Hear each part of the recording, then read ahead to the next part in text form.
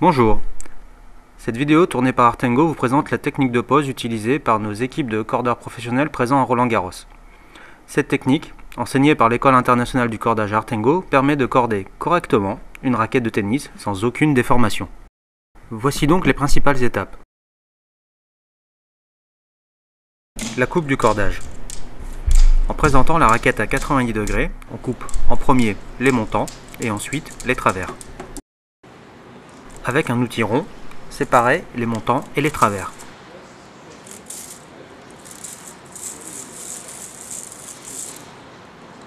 Pour enlever plus facilement et rapidement des morceaux de cordage, poussez-les de l'intérieur de la raquette vers l'extérieur.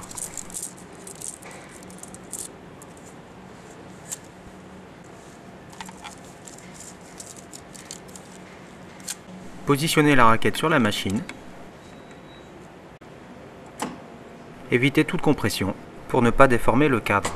Identifiez le nombre de trous sur le pont de la raquette et démarrez à l'avant-dernier.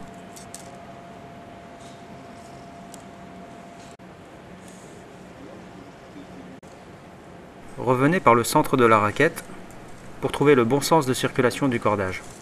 Tirez la longueur du petit côté. Si votre machine est équipée de 2 pinces, vous pouvez utiliser une première pince comme pince de départ, puis tendre le premier montant. Tractez le plus droit possible. Vérifiez le calibrage de la deuxième pince. Chaque corde doit être tendue individuellement. Pour ne pas déformer le cadre, tendez 8 montants sur des raquettes avec un pont à 8 trous et tendez 6 montants pour des raquettes avec un pont à 6 trous. La raquette que nous cordons actuellement est une raquette avec un pont à 8 trous.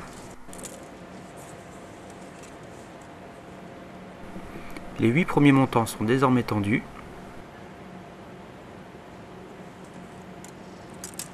Vous pouvez désormais équilibrer votre travail de l'autre côté de la raquette. Pour rappel, chaque corde doit être tendue individuellement. Sur le dernier montant de chaque côté de la raquette, ajoutez à l'aide de la fonction nœud un minimum de 2 kg.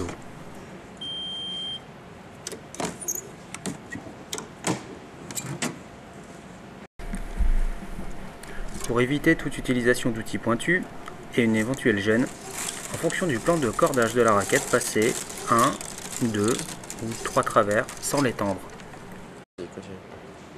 Après avoir passé les 2 premiers travers, d'abord mon passage des 2 premiers travers. Faites le nœud. Le nœud proposé dans cette vidéo est un nœud simple à 2 boucles.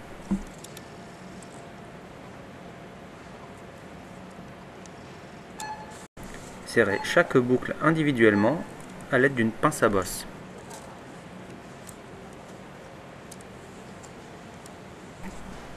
Coupez en biseau plongeant et passez le doigt au bord du cadre. Si le cordage touche, recoupez. Par souci d'équilibre, le premier travers est aussi majoré en tension.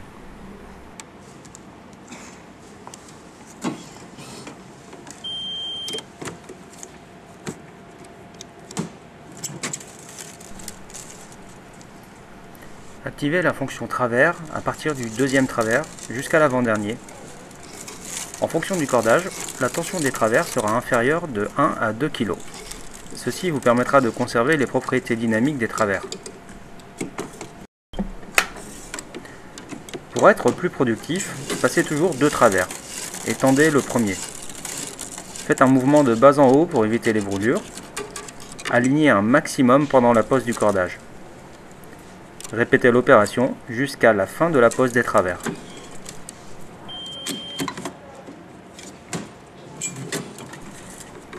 Utilisez toujours un outil non pointu pour travailler et aligner votre cordage à la pose.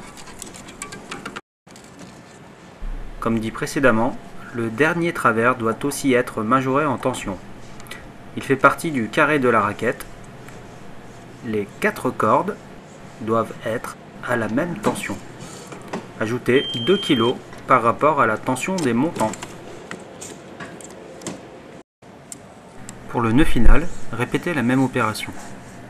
Une première boucle, une seconde, serrez la première Aidez-vous de la pince à bosse. Idem pour la deuxième boucle. Et le nœud est fini.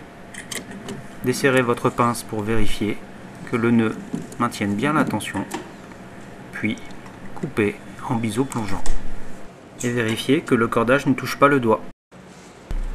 Si vous souhaitez apporter une touche finale, apposez le logo de part et d'autre du cordage.